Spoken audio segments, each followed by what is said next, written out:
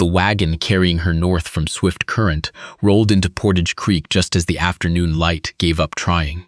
It had been a flat, gray kind of light all day, the kind that pressed down on the Saskatchewan prairie like a hand, and now it was simply going. She had been watching the horizon for an hour, looking for something. A tree line, a cluster of rooftops, anything to break the sameness. And then the town appeared without announcement. A dozen buildings along a dirt road that turned to mud past the livery.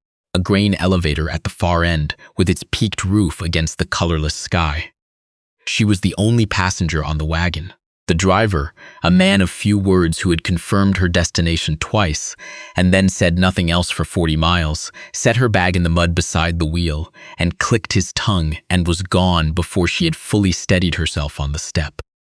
She stood for a moment with the bag in her hand and looked at what there was to see. It was not much. A hardware store, a post office with its flag hanging still, a church at the end of a short lane, and somewhere past the livery, if the letter had been accurate, a road that turned north toward the land she had come to. She had read the letter enough times that she could have said it out from memory. A rancher, it said, a widower, one child, a boy of 8. Looking for a woman to manage the household through the coming winter. Fair wages and a private room included. The handwriting had been plain and careful, without flourish. She had believed it because of that plainness. A man who wanted to deceive wrote with more charm than this. She pushed open the door of the general store. The man inside was older, white-haired, with a face that had resolved long ago into a permanent expression of mild patience. He looked up from behind the counter where he was weighing out flour. "Help you," he said. She set her bag down. "I'm looking for the McNair place," she said. "I was told it's north of here."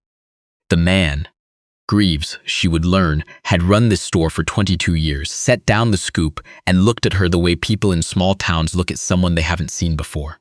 Not unfriendly, but careful, taking account. "McNair," he said. "You the one answering the notice?" "Yes," she said. He nodded once. "Stay on the main road north until the creek crossing. After the crossing, take the left fork. There's a stand of spruce about half a mile in. The house is past those." He paused. "You have a way to get there?" She did not. She had assumed there would be something.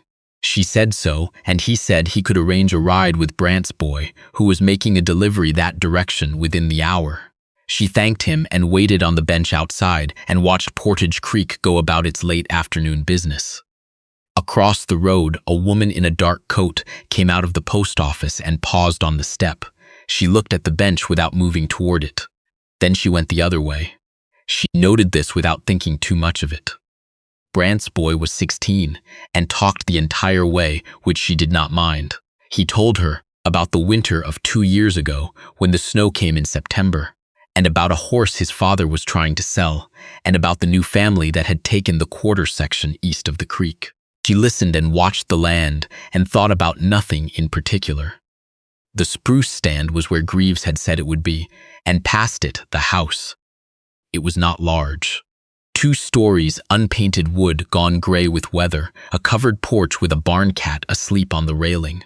A garden bed along the south wall that had been cleared for winter, the earth turned and dark, 2 horses in the paddock beyond the barn, their breath coming white in the cooling air. The boy pulled up, and she climbed down, and he drove off, and she was alone in front of it. The barn door was open. She could hear movement inside, the low sound of work, something being moved or stacked. She walked toward it.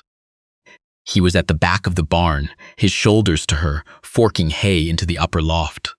He was taller than she had imagined from the letter, though she was not sure why she had imagined his height at all.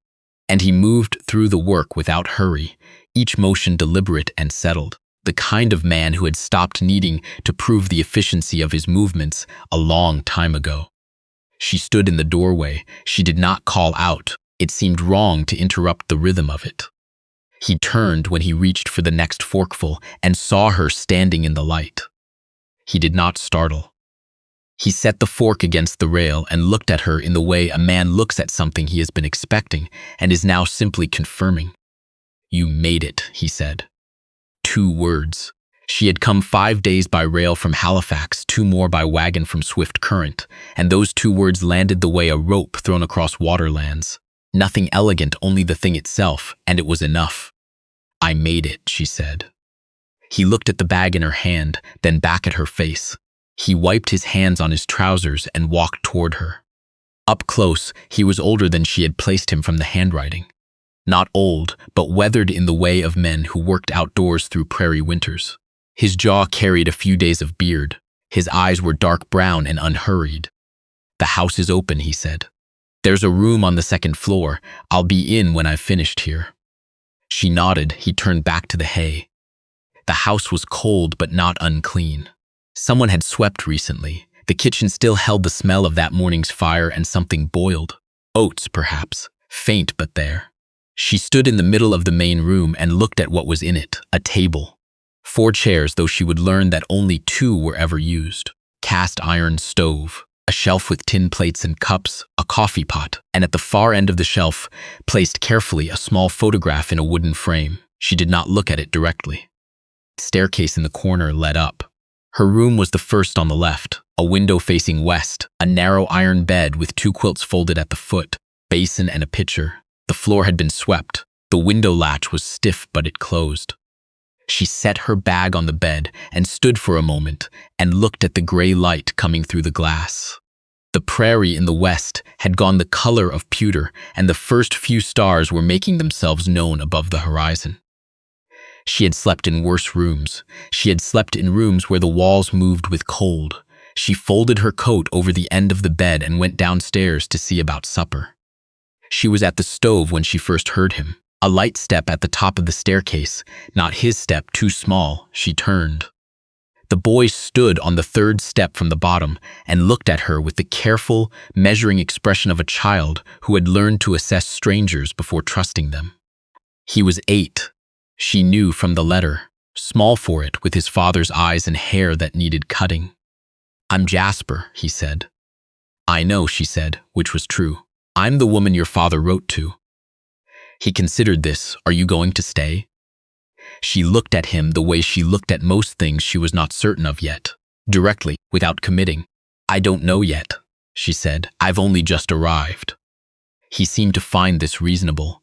He came down the last 3 steps and sat in one of the chairs and watched her work. He did not say anything else for a while. She did not mind. He had the kind of quiet that was occupied rather than empty, and she recognized it.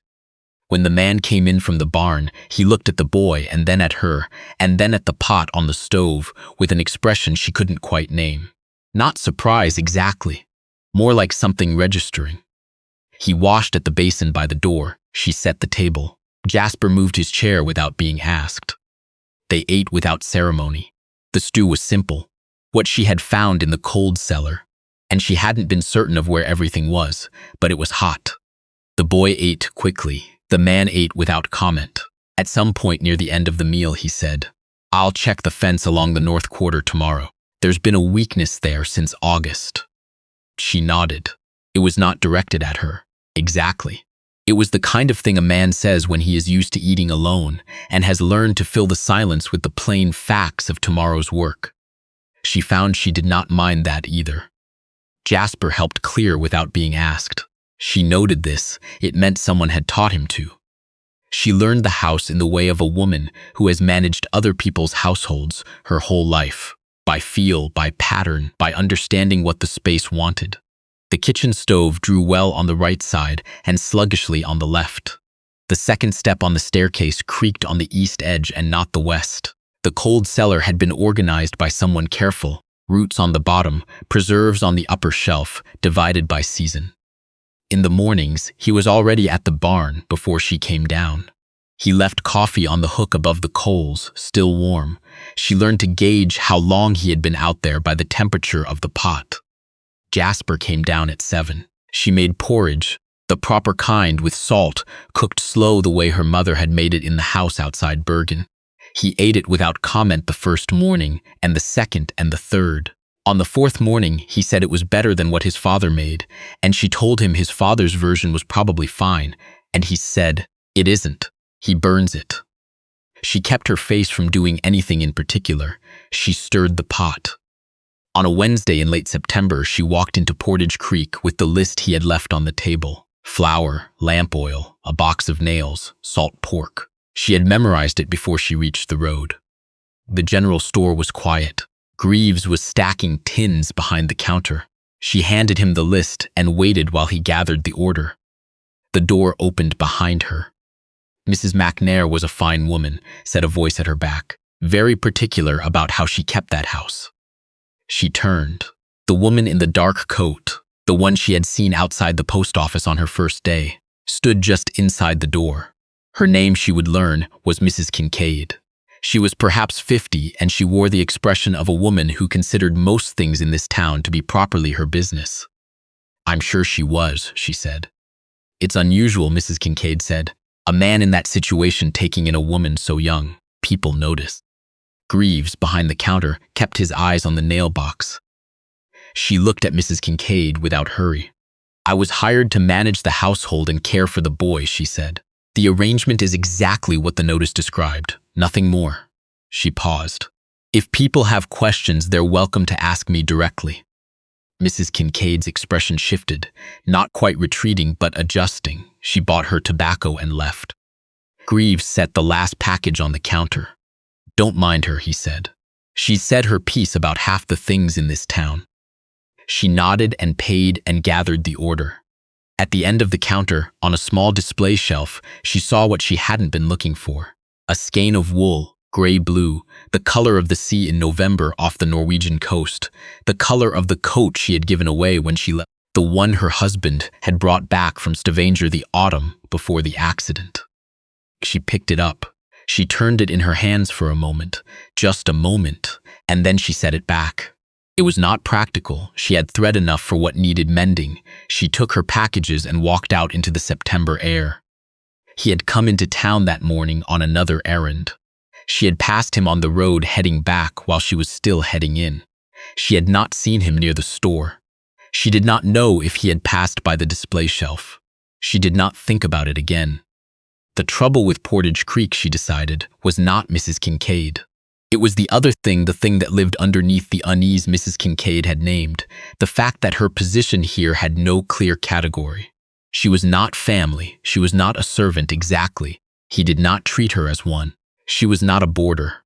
The room came with the work. She was something the town did not have a proper word for, and places without words for things tended to supply their own, and the words they supplied were rarely generous. She had written a letter to her sister in Oslo the first week. She wrote about the prairie, the size of the sky, the way sound traveled differently here.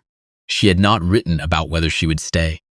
That night after supper, when Jasper had gone up and the kitchen was quiet, the man said, without preamble, "The almanac says the first frost is coming early this year, maybe the second week of October."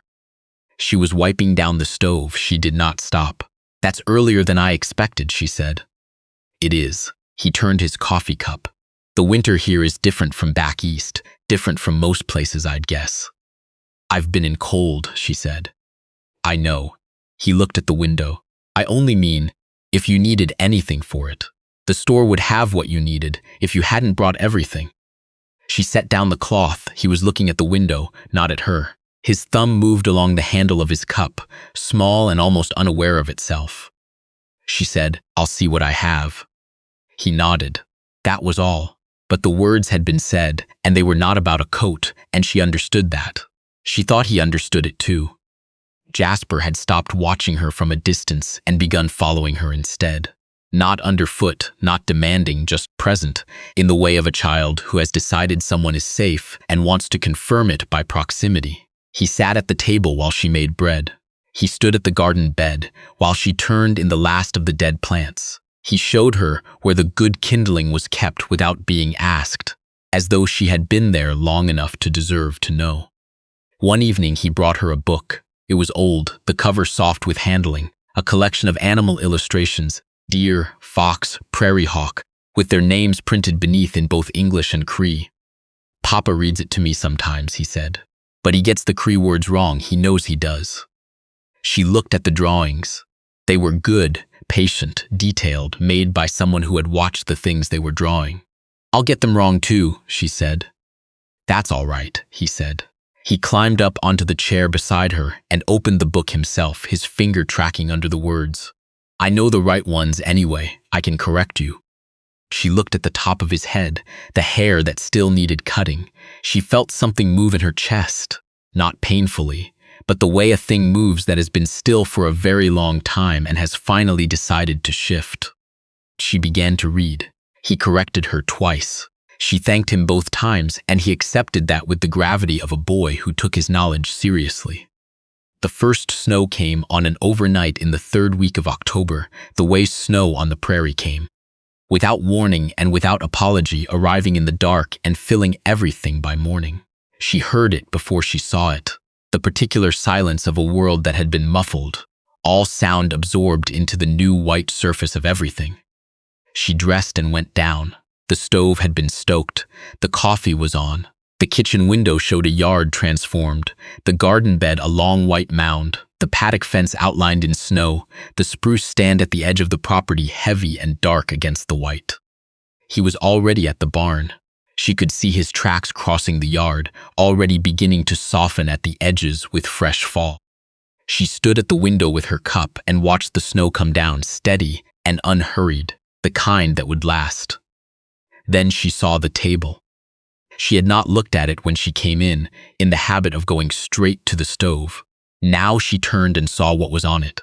3 skeins of wool, gray-blue, stacked neatly in the center of the table.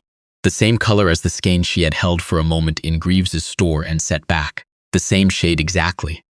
Placed there by someone who had said nothing about it and would probably say nothing. And the snow was still coming down outside. She stood there. He had been on the far side of the store that day, looking at something at the back. Hinges, she was almost certain, or rope. She had not looked at him when she put the wool down. She had not paused long enough, she had thought, for anyone to notice. 4 seconds, perhaps. The kind of pause that belongs to a private moment and disappears. She set her cup down on the counter.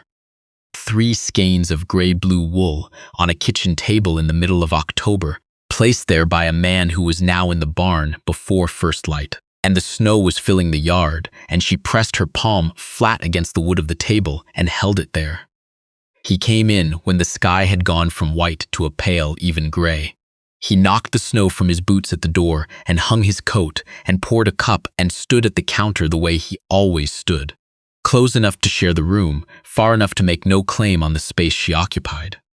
She was at the table. She did not say anything. She did not know how to say what was sitting in her chest without saying too much or too little, and so she said nothing and she did not look at him. She wrapped both hands around her cup. He looked at the table. Then he looked at his coffee. He said, "The north fence is going to need attention before the ground freezes hard." "I know," she said. "Jasper told me you'd been putting it off." He made a small sound. Not quite a laugh, but the border of one. She heard it. "He tells you things," he said. "He does," she said. "He's a talker when he decides to trust you." Pause. The stove ticked. Outside the snow went on falling. "He trusts you," he said. It was not a question. "I think so," she said. "He corrected my pronunciation of 3 Cree words last night and looked very pleased with himself." This time the sound was more clearly a laugh, not large. He did not seem to be a man who laughed largely, but real, and she felt the room change temperature by a degree. Jasper came down the stairs at 7:30 in his socks and stopped at the bottom step and looked at the table. "Is that for something?" he said. She looked at the wool, she looked at the boy. "Not yet," she said. "Come and eat." She wrote the letter to her sister that evening, after Jasper was in bed and the man had gone out to check the animals a final time before the cold settled in fully. She sat at the kitchen table with the lamp pulled close and the gray-blue wool in the corner of her vision. She had started this letter 3 times in the past month. Each time she had written about the sky, about the cold, about the boy, and then had stopped before she reached the part she did not have words for yet. This time she wrote differently. She wrote about the wool, not what it meant. She was not certain she could put that into words that didn't sound foolish. But what it looked like, the exact shade of it, The color of the sea off the Norwegian coast in November, she wrote, and the color of the coat she had given away before she left. She wrote that she had held a skein of it in a shop for 4 seconds and set it back, and that someone had noticed and said nothing and bought it anyway. She stopped there. She read what she had written. Then she folded the letter and put it in her pocket and did not add anything else. Some things were still becoming what they were going to be, and naming them too early would not help them arrive. By November, she knew the house the way she knew the back of her own hand. She knew which window let in the cross draught that kept the kitchen from going smoky, and which floorboard sang under her right foot and not her left, and the sound the barn door made at first light when he went out, different from the sound it made when he came back in. She knew that Jasper woke up fully in the 30 seconds between his feet hitting the floor and him appearing at the top of the stairs, and that the man drank his second cup of coffee leaning against the counter, never sitting, as though sitting twice in the same morning was more ease than the day had yet earned. She knew these things the way you know a language you have been living inside of, not because you studied it, but because it has been the air. She had stopped writing letters about leaving. One evening she came downstairs after putting Jasper to bed and found the man at the table with the almanac open, the lamp pulled close. He did not look up when she came in. She went to the shelf for her mending basket, and when she sat down across from him and spread the work on her side of the table, he reached out and tilted the lamp slightly so the light fell more evenly between them. He did it without looking up, without asking, as if it were simply the obvious thing. She settled the mending in her lap and threaded the needle and did not say anything, and he turned the page, and outside the wind moved across the prairie in the dark, and the house held against it the way it had held for years and would hold for years more, and she found she did not need to know anymore when it had stopped being his and started being theirs. She had stopped waiting for something to begin.